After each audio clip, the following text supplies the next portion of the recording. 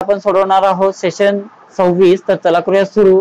तर सगळ्यात पहिले आपल्याला लॅबवर जायचं आहे. नेहमीप्रमाणे टायपिंगची प्रॅक्टिस करून घ्या. त्यानंतर आपल्याला सेल्फ पाथ लर्निंग सोडवायचं, तर सेल्फ पाथ लर्निंगवर क्लिक करा आणि इथून स्टार्टवर क्लिक करायचं आहे आणि इथून प्रोसीडवर क्लिक करा.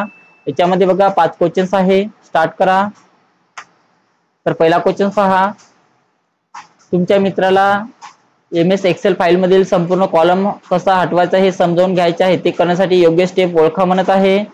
तर याचं उत्तर बघा, select the entire column, right click on title आणि त्या पुढे डिलीट करायचं आहे.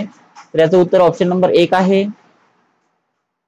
नेक्स्ट, MS एक्सेल मधील सेल मधील टेक्स्टचा रंग बदलण्यासाठी तुम्ही खालीलपैकी कोणता पर्याय वापराल म्हणत आहे. तर टेक्स्टचा रंग चेंज करण्यासाठी आपण कशाचा वापर करत असतो, तर फॉन्ट कलरचा. तर ऑप्शन नंबर बी हे त्याचं उत्तर असणार आहे. त्यानंतर सबमिट करा. त्यानंतर नेक्स्ट, MS एक्सेल मध्ये सेलचा रंग बदलण्यासाठी तुम्ही खालीलपैकी कोणता पर्याय वापराल म्हणत आहे. तर सेलचा रंग बदलण्यासाठी आपण ऑप्शन नंबर बघा फिल कलरचा वापर करत असतो. तर ऑप्शन नंबर 1 हे त्याचं उत्तर असणार आहे. त्यानंतर नेक्स्ट बटनावर क्लिक करा. तुमच्या मित्राने अलीकडेच MS एक्सेल मध्ये अटेंडन्स रिपोर्ट तयार केला आहे. फाईल कशी सेव्ह करायची त्याला माहित आहे, पण एक्सपोर्ट कसे करायचे ते माहित नाही.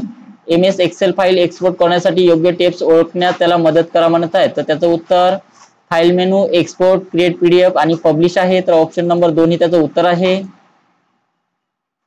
नेक्स्ट, अटेंडन्स रिपोर्ट तयार करण्यासाठी खालीलपैकी कोणते इमेज डिस्प्ले टेम्पलेट योग्य आहे ते ओळखा म्हणत आहे. तर त्याचं उत्तर बघा ऑप्शन नंबर 2 आहे. तर ऑप्शन नंबर 2 वर क्लिक करा आणि त्यानंतर सबमिट करायचं आहे. तर अशा प्रकारे आपलं सेल्फ पाथ लर्निंग पूर्ण सोडवणं झालेलं आहे. गो टू होमवर क्लिक करा आणि त्यानंतर आपल्याला नॉलेज चेक सोडवायचा आहे. तर नॉलेज चेक वर क्लिक करा आणि इथून स्टार्ट एक्झाम वर क्लिक करायचं आहे. त्याच्यामध्ये सुद्धा 10 क्वेश्चन्स आहे. तर पहिला क्वेश्चन पहा, डॅश डॅश त्यांच्या युजर्सना एडिट करता येण्यासारखे अनेक टेम्पलेट पुरवते म्हणत आहे. तर त्याचं उत्तर मायक्रोसॉफ्ट आहे. www.office.com वरील मोर टेम्पलेट पर्यायाखाली तुम्हाला जर एखादी योग्य टेम्पलेट एक्सेल टेम्पलेट मिळू शकली नाही तर कुठला पर्याय तुम्ही क्लिक करायला हवा म्हणत आहे. तर त्यासाठी आपण एक्सप्लोर ऑल टेम्पलेट वर क्लिक करावं लागेल. खालीलपैकी कोणते उद्देश संघटित उपस्थिती अहवालाद्वारे पूर्ण केले जातात म्हणत आहे. तर वर्गात कोणते विद्यार्थी उपस्थित आहे पाहण्यासाठी आणि कोणते विद्यार्थी वर्गात गैरहजर आहे हे पाहण्यासाठी. तर हे दोन्ही ऑप्शन्स आहे. त्यानंतर सबमिट करा.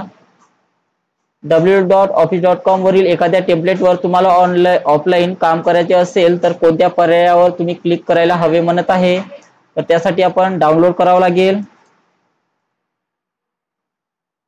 एक्सेल शीट वरील एक रो तुम्ही हायलाइट करू इच्छिता. ती रो सिलेक्ट केल्यानंतर हायलाइट करण्यासाठी तुम्ही कुठला पर्याय निवडाल म्हटलेला आहे. तर त्यासाठी फिल कलरचा वापर करायचा आहे.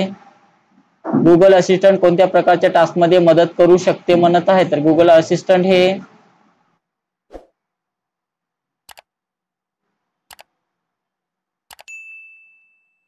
त्यानंतर आहे तुमच्या आधार तपशिलामध्ये काही त्रुटी असल्यास किंवा तुम्हाला काही बदल हवे असल्यास तुम्ही काय करावे म्हटलेलं आहे.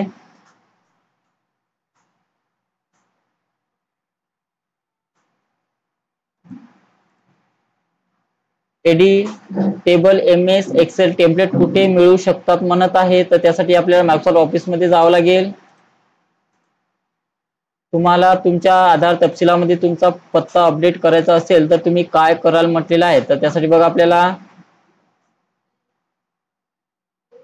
Update address update request online वर क्लिक करा आणि स्टेप्स फॉलो करावे लागेल. तर ऑप्शन नंबर 2 हे त्याचं उत्तर आहे. तुमचा आधार तपशील ऑनलाईन अपडेट करण्यासाठी पहिली पायरी कोणती आहे म्हणत आहे. तर त्यासाठी बघा आपल्याला होम पेज वर ऍड्रेस अपडेट रिक्वेस्ट ऑनलाईन या पर्यायावर क्लिक करावं लागेल. त्याच्यावर क्लिक करा, त्यानंतर सबमिट करा. अशा प्रकारे आपलं सर्व नॉलेज चेक सोडवणं झालेलं आहे. त्यानंतर SIM वर क्लिक करा आणि त्यामध्ये बघा एंड एक्झाम हे नाव टाकायचं आहे. कॉपी करून घ्या आणि याच्यामध्ये ते नाव पेस्ट करा. त्यानंतर कन्फर्म बटनावर क्लिक करा, त्यानंतर ओके करायचं आहे. नंतर आपल्याला guided do it yourself सोडवायचं आहे. त्यानंतर इथून स्टार्ट करा. याच्यामध्ये बघा 10 क्वेश्चन्स आहे. इथून चालू करा पहिला क्वेश्चन.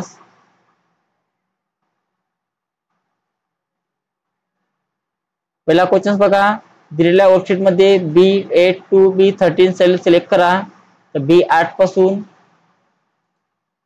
B8 पासून तर B13 पर्यंत सिलेक्शन करून घ्यायचं आहे. इथपर्यंत सिलेक्शन करून घ्या. सिलेक्शन केल्यानंतर आपल्याला wrap टेक्स्ट अप्लाय करायचा आहे. तर wrap टेक्स्ट अप्लाय करण्यासाठी तर wrap फंक्शन दिलेलं आहे, तर इथून wrap फंक्शन वापरा आणि त्यानंतर सबमिट करायचं आहे. पुढचा क्वेश्चन लावा.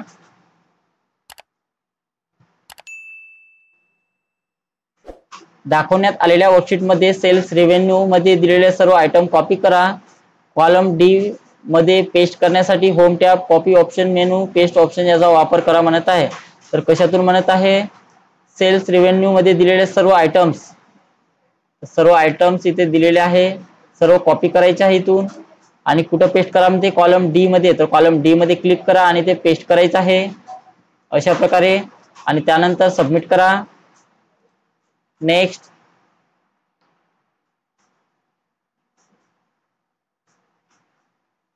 दिलेल्या वर्कशीट मध्ये A1 सेल सिलेक्ट करा म्हणत आहे, तर A1 सेल वर क्लिक करा.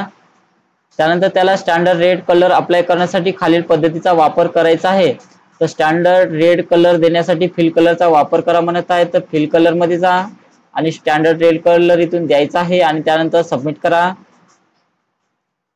नेक्स्ट.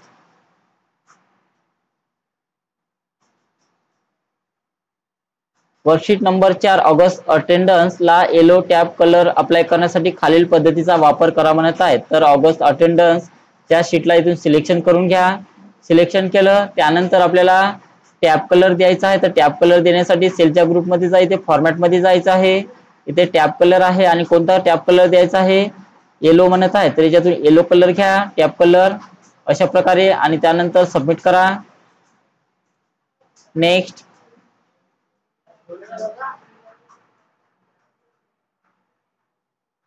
दिलेल्या शीट मध्ये सेल B2 80 सोल्युशन सिलेक्ट करा. तिची फॉन्ट स्टाईल एरियल नॅरो करण्यासाठी होम टॅब, फॉन्ट ग्रुप याचा वापर करा. Font colour blue standard apply करण्यासाठी खालील पद्धतीचा वापर करा म्हणत आहे. तर कशाचा म्हणत आहे? B2 सेलला म्हणत आहे, तर B2 ला सिलेक्शन करून घ्या.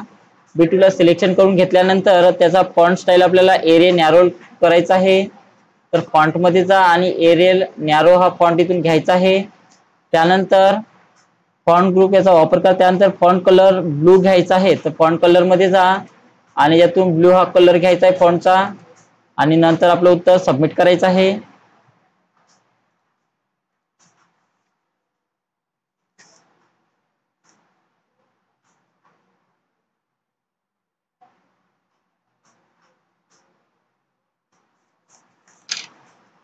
त्यानंतर नेक्स्ट.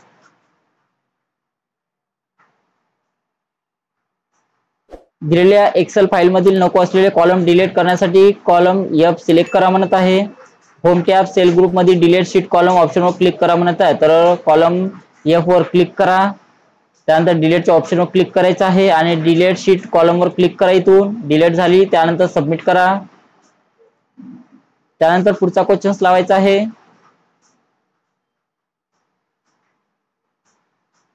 दिलेल्या एक्सेल फाईल मधील नको असलेले रो डिलीट करण्यासाठी संपूर्ण रो नंबर 5 सिलेक्ट करा. रो नंबर 5 वर राईट क्लिक आणि डिलीट ऑप्शनवर क्लिक करा म्हणत आहे. तर रो नंबर 5 आपल्याला डिलीट करायचा आहे, तर रो नंबर 5 ला सिलेक्शन करून घ्या. अशा प्रकारे राईट क्लिक करा म्हणत आहे, त्याच्यावर राईट बटन प्रेस करा माऊसचा आणि ते डिलीटच्या ऑप्शनवर क्लिक करून डिलीट करायचं आहे. त्यानंतर सबमिट करा. पुढचा क्वेश्चन लावायचा आहे.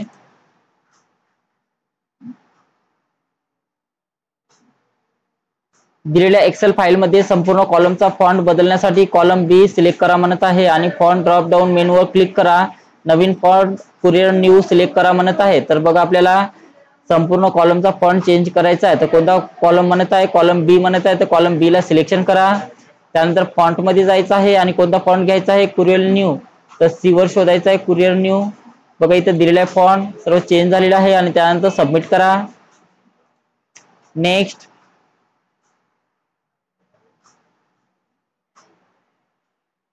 दिलेल्या एक्सेल फाईल मध्ये फॉन्टचा कलर बदलण्यासाठी E6 सिलेक्ट करा आणि फॉन्ट कलर ड्रॉप डाऊन मेनूवर क्लिक करा. स्टँडर्ड कलर मधून डार्क ब्लू कलर सिलेक्ट करा म्हणत आहे, तर E6 ला सिलेक्शन करायचं आहे. कॉलमचा E घ्या आणि रोचा इकडून 6 घ्यायचा आहे.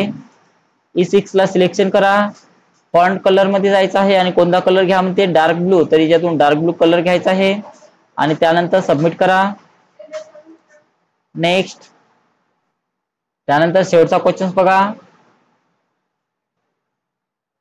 दिलेल्या एक्सेल फाईलमध्ये फिल कलर वापरून संपूर्ण रो हायलाइट करण्यासाठी E6 सिलेक्ट करा आणि फिल कलर ऑप्शनवर क्लिक करा. स्टँडर्ड कलर मधून ऑरेंज फिल कलर म्हणून सिलेक्ट करा म्हणत आहे. तर कशाला म्हणत आहे? संपूर्ण रो E6 ला सिलेक्शन करायचं आहे. E6 म्हणत आहे तर कॉलमचा E घ्या आणि रोचा 6 घ्यायचा आहे. सिलेक्शन करा. त्यानंतर स्टँडर्ड फिल कलर मध्ये जायचं आहे आणि कोणता घ्यायचा आहे? आपल्याला याच्यामधून ऑरेंज कलर म्हणलेला आहे, तर ऑरेंज कलर घ्या आणि त्यानंतर सबमिट करा. तर अशा प्रकारे आपलं सर्व गायडेड युअर सेल्फ पूर्ण झालेला आहे आणि त्यामध्ये एंड एक्झाम हे नाव टाका आणि त्यानंतर SIM वर क्लिक करून त्यामध्ये एंड एक्झाम हे नाव टाकायचं आहे. कन्फर्म करा. त्यानंतर आपल्याला 1 मिनिटाचा प्रोसेस फ्लोचा टायमिंग पूर्ण करायचा आहे. तो करून झाल्यानंतर आपल्याला सिम्युलेशनचे क्वेश्चन सोडवायचे आहे. तर सिम्युलेशनवर क्लिक करा आणि त्यानंतर इथून स्टार्ट करायचं आहे. याच्यामध्ये 2 क्वेश्चन विचारलेले आहे. तर पहिला क्वेश्चन लावा. इथून तुम्हाला दिलेल्या शीटमध्ये तुम्ही कॉलम्स आणि रो डिलीट करू शकता आणि इन्सर्ट करू शकता. म्हणजे दिलेल्या शीटमधून एक कॉलम डिलीट करा म्हणत आहे. तर कॉलम ए ला डिलीट करण्यासाठी सिलेक्शन करून घ्या आणि डिलीट वर क्लिक करायचं आहे आणि डिलीट शीट कॉलम वर क्लिक करा आणि नंतर आपलं उत्तर सेव्ह करायचं आहे. पुढचा क्वेश्चन घ्या. हायलाइट करणे प्रभावी आहे कारण ते मजकुरातील महत्वाच्या माहितीकडे लक्ष वेधून घेते. म्हणून आता जितेंद्र सिंगचा उपस्थिती असलेले पंक्ती हायलाइट करण्यासाठी येलो कलर वापरा म्हणत आहे. तर कुठं म्हणत आहे? जितेंद्र सिंगची. ठीक आहे, याला सिलेक्शन करायचं आहे. त्यानंतर इथे हायलाइट कलर मध्ये जा आणि कोणता कलर घ्यायचा? येलो कलर म्हणत आहे, येलो कलर घ्या आणि त्यानंतर सेव्ह करा. तर अशा प्रकारे आपलं सर्व सिम्युलेशनचे क्वेश्चन झालेले आहे. त्यामध्ये एंड एक्झाम हे नाव टाका. कन्फर्म करायचं आहे. ओके करा आणि नंतर सगळ्यात शेवटी आपल्याला सेशन कम्प्लिशन टेस्ट सोडवायचा आहे. त्याच्यावर क्लिक करा आणि तो स्टार्ट एक्झाम वर क्लिक करायचा आहे. त्यामध्ये बघा 4 क्वेश्चन्स आहे. डेस्कटॉप कॉम्प्युटर्स मध्ये पॉवर सप्लाय युनिट सिस्टीम युनिटच्या आत असते म्हणत आहे. तर बरोबर आहे. कॉम्प्युटरवर सतत काम करीत असताना आपल्याकडे डोळ्यांची निगा कशी राखायची हे तुम्हाला माहित आहे का? तर हो. डॅशबोर्ड तुम्हाला तुमच्या नोटबुक कॉम्प्युटर मधील डेटा एका डेस्कटॉप कॉम्प्युटर मध्ये पाठवण्यास मदत करते म्हणत आहे. तर त्याचं उत्तर आहे IRDA. डेस्कटॉप कॉम्प्युटर्सना डॅशबोर्ड असते जे सिस्टीम युनिट मध्ये स्थित असते, जे भिंतीतील सामान्य विजेच्या आउटलेट मध्ये लावले जाते. एसीचे DC मध्ये रूपांतर करते आणि सिस्टीम युनिटच्या सर्व घटकांना कार्य करण्याची पॉवर देते. तर त्याला काय म्हटलं जाते? पॉवर सप्लाय युनिट म्हटलं जाते. त्याच्यावर क्लिक करा आणि त्यानंतर सबमिट करायचं आहे. तर अशा प्रकारे आपले सेशन कम्प्लिशन टेस्ट पूर्ण झालेला आहे. त्यानंतर SIM वर क्लिक करा आणि याच्यामध्ये आपल्याला एंड एक्झाम हे नाव टाकायचं आहे आणि त्यानंतर कन्फर्म बटनावर क्लिक करा. अशा प्रकारे आपलं सेशन 26 पूर्ण सोडवणं झालेलं आहे.